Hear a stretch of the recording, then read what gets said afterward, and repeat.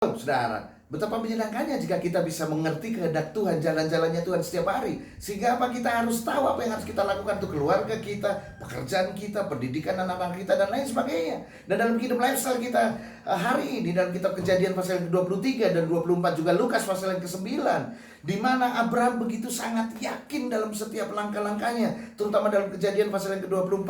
Yang pertama yang dilakukan Abraham adalah dia begitu yakin untuk mencarikan istri buat anak yang bernama Ishak. Ini dia. Yang kedua, Abraham menentukan bahwa istri Ishak tidak boleh berasal dari negeri Kanaan. Kemudian yang ketiga, Ishak tidak boleh lagi kembali ke negerinya. Bagaimana Abraham bisa tahu? Bukankah Tuhan tidak memerintahkannya secara detail, saudara? Tapi rupanya saya pelajari begini, saudara. Keyakinan Abraham itu berasal dari imannya kepada firman Allah yang pernah dia dengar. Yang pertama, Abraham pernah mendengar Tuhan berjanji bahwa dia akan menjadi bangsa yang besar, keturunannya akan seperti bintang di langit. Otomatis anaknya Ishak harus menikah karena dia harus meneruskan keturunan. Ini dia. Ini yang membuat Abraham yakin. Yang kedua, Tuhan pernah berfirman kepada Abraham bahwa ia akan menghukum orang-orang Kanaan. Makanya Abraham melarang anaknya untuk menikah dengan orang Kanaan. Dan yang ketiga, Tuhan telah berfirman kepada Abraham memanggil keluar dari negerinya untuk memiliki tanah Kanaan. Makanya Ishak tidak boleh kembali ke negerinya di mana dia berasal. Ini dia. Jadi setiap langkah Abraham itu berdasarkan firman yang pernah dia dengar. Dan mari saya beritahu buat saudara, inilah yang dinamakan belief system dalam kehidupan saudara.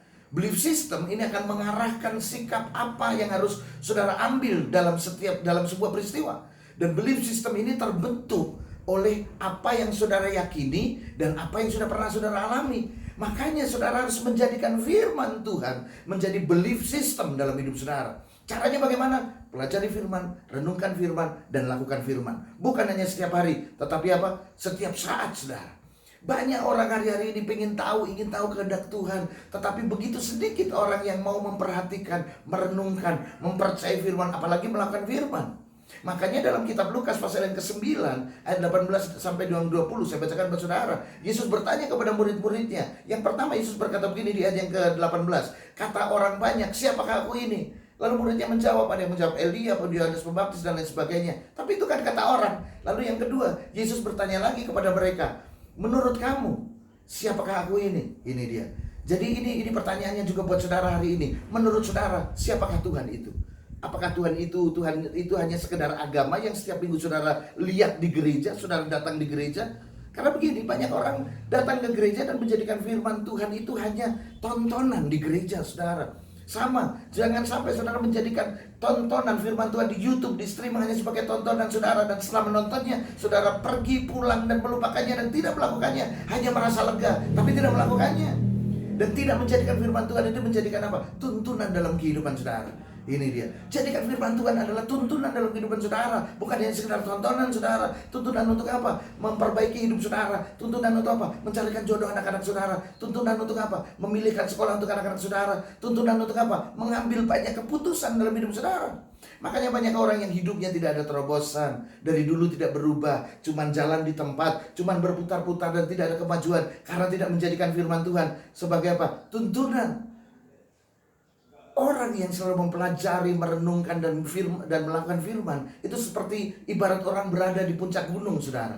Orang yang di puncak gunung dan di lereng gunung itu berbeda. Dalam kitab Lukas pasal yang ke-9, Yesus mengajak murid-muridnya naik ke atas gunung.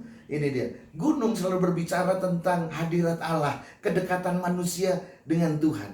Makanya orang yang ada di atas gunung, orang yang dekat dengan Tuhan, orang berbeda dengan orang yang ada di lereng gunung. Di lereng gunung saudara masih bisa berjumpa ular, kalajengking, binatang buas. Tapi kalau di puncak gunung, nyamuk pun tidak ada, saudara.